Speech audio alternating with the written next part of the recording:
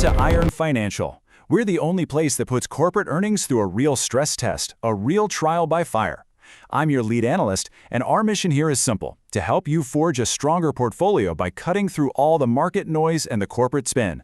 And today, a true titan of the industry, Johnson & Johnson, is on the anvil. They've just dropped their Q4 2025 numbers, and I'll tell you, the headline figures look seriously strong. But strong is what their press release says. Our job is to figure out if this foundation is built on solid iron or if there are dangerous cracks hiding just beneath that polished surface. Let's get to work.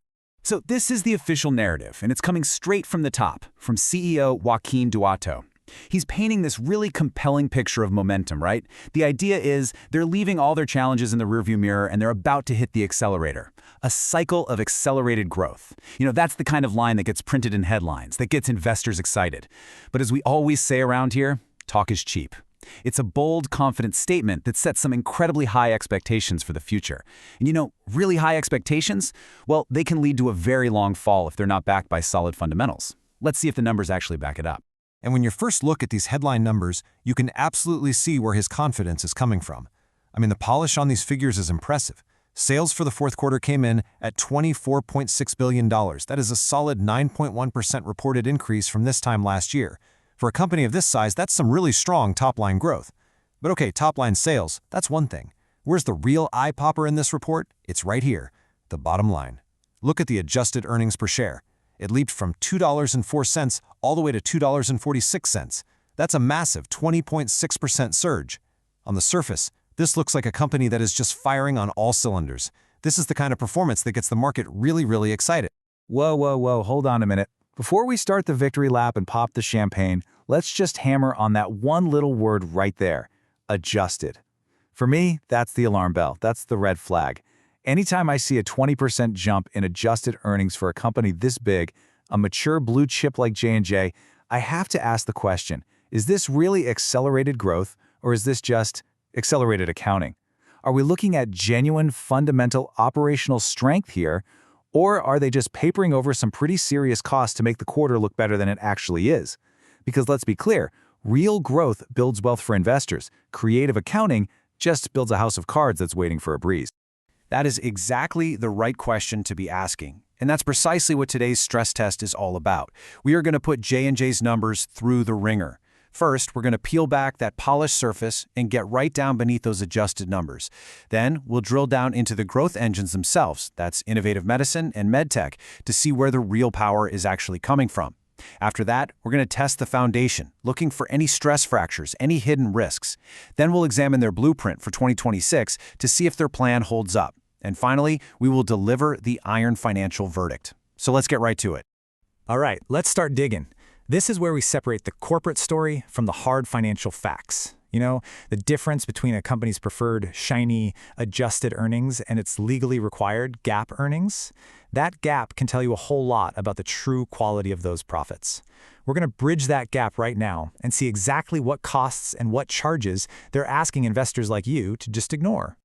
Okay, first up, the official number. This is under generally accepted accounting principles. That's GAAP, the standard rules of the road that every public company has to follow. Under these rules, Johnson & Johnson earned $5.1 billion in the fourth quarter. This is the figure that gets filed with the SEC. It accounts for everything: the good, the bad, and yes, the ugly. So remember that number, $5.1 billion. Okay, $5.1 billion. That's the official truth. Now let's see the number they want us all to focus on. And here it is, the number that the company led with in their press release, the one that makes the headlines. Their adjusted net earnings for the very same quarter were $6.0 billion. So let's just be clear, we've gone from $5.1 billion to $6 billion. That's not some rounding error. That is a significant leap. That's a gap you could drive a truck right through. It's not just a leap, it's a chasm. We are talking about a $900 million difference in a single 3-month period. So the crucial question, the one every single investor should be asking, is this: where did nearly $1 billion in real expenses just vanish? Management is effectively putting out a statement saying, hey investors, don't worry about these costs over here, they're not part of our core business, they're just one-time things. And our job, right now, is to decide if that's actually true, or if these are real recurring costs that are just being swept under the rug to make things look better. This is the $900 million question. All right, let's break it down. This is the reconciliation table. Think of it as the map that shows us exactly where those adjustments came from. And the biggest item just staring us in the face is litigation-related, a massive $854 million charge in one quarter alone. This is almost certainly tied to their ongoing and very public Talc lawsuits. Next up is intangible asset amortization at nearly $1.2 billion. See, when J&J buys another company, they're buying assets you can't really touch, like patents and brand names. This charge is just the accounting equivalent of that value depreciating on the books over time. And then you've got another $210 million for restructuring. So just those top two items alone, that's over $2 billion in pre-tax charges that are being completely excluded from that shiny adjusted number. Exactly. And the company will argue these are just one-offs or they're non-cash charges. But that litigation line item, that feels a lot less like a one-off and a lot more like a recurring subscription to some very expensive legal bills. And that is a huge problem. Exactly. The persistence of that litigation charge is a major concern, and trust me, we'll come back to it when we test the foundation later on. But for now, we've clarified the profitability picture. So let's shift our focus to the top line. Where's that $24.6 billion in quarterly sales actually coming from?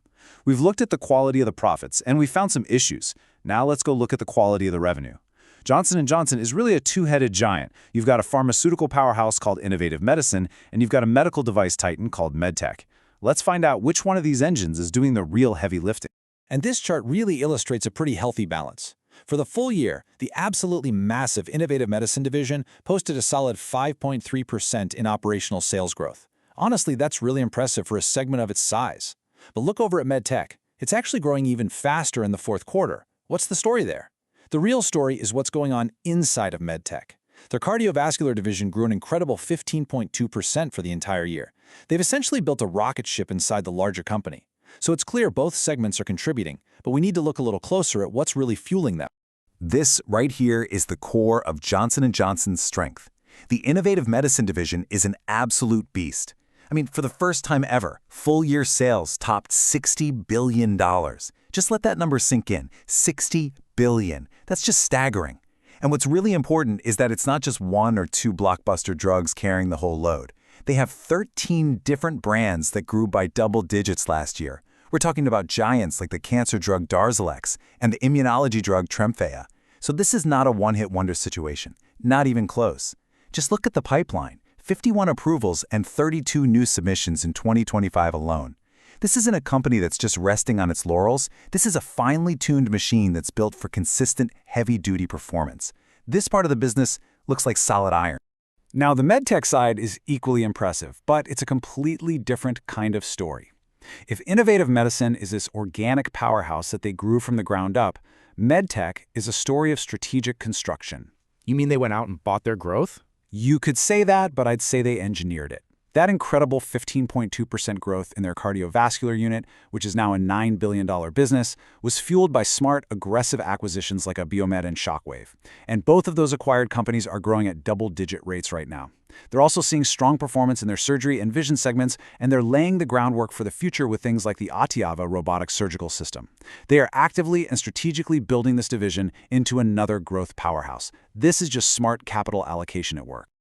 Okay, I get it. The growth engines look powerful. The revenue is undeniably strong. I see the bull case. But you know what? A strong engine and a cracked frame is just a recipe for disaster. Enough with the curated highlights and the press release talking points. It's time to apply some real pressure here and start looking for the risks, the things that could shatter this whole bullish narrative.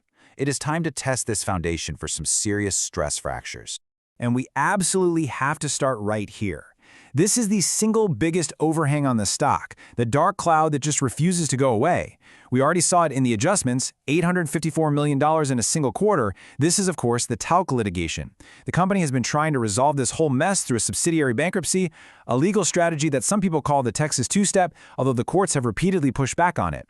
Now, they continue to vow to appeal every ruling, calling the claims meritless and saying they're based on junk science. Look, it doesn't matter what they call it. The market hates uncertainty more than anything, and this isn't just a line item on a spreadsheet anymore. It's a multi-billion-dollar risk with a completely unknown timeline and a completely unknown final outcome. It is a massive, undeniable crack in the foundation of this company. And that litigation isn't the only pressure point, not by a long shot. Look at Stelara, one of their absolute blockbuster immunology drugs. It's now facing real competition from cheaper biosimilars. In the fourth quarter alone, this created a 650 basis point. That's a 6.5% headwind on growth. That is a serious drag on one of their biggest products. And that's just the internal stuff. What about the macro environment, the things they can't control? They're forecasting a $500 million hit from MedTech tariffs in 2026. Geopolitical instability is a constant threat to their global supply chain and their sales pretty much everywhere. And of course, higher interest rates make their $48 billion in debt more expensive to service. So, just to recap, you've got patent cliffs, you've got tariffs, you've got geopolitics, and you have interest rates. Each one of these on its own is a significant headwind that could slow this whole engine down. Those are all valid and extremely serious risks. No corporate structure is perfect. The real question for us as investors is whether the blueprint for the future is designed to withstand that kind of intense pressure. So after identifying all these risks, what's the company's actual plan? Let's dig into their own guidance for 2026 and see if it's really built to last. All right, let's take a look at the blueprint.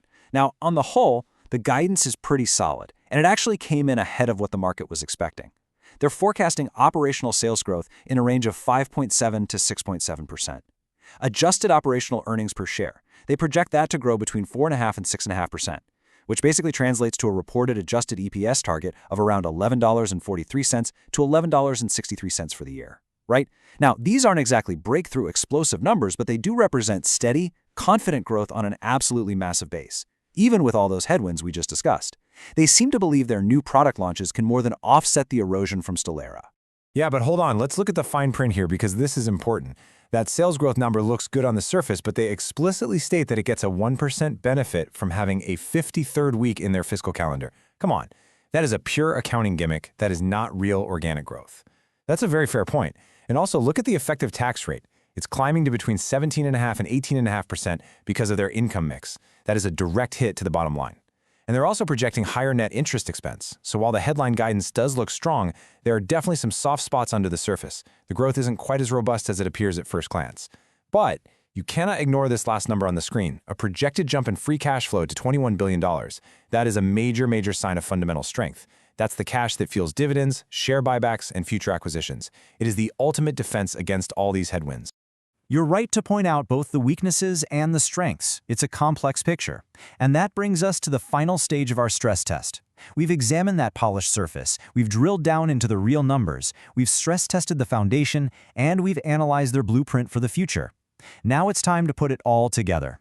Is Johnson & Johnson a solid opportunity to build on, or is it a trap that's just waiting to spring on unsuspecting investors? It's time to forge the verdict.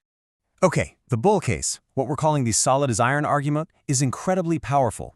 You've got that strong Q4 performance, the $60 billion plus innovative medicine juggernaut, and a MedTech division that's being strategically rebuilt into a high-growth machine. And then you top all of that off with a massive $21 billion in projected free cash flow. This is the profile of a classic blue-chip champion.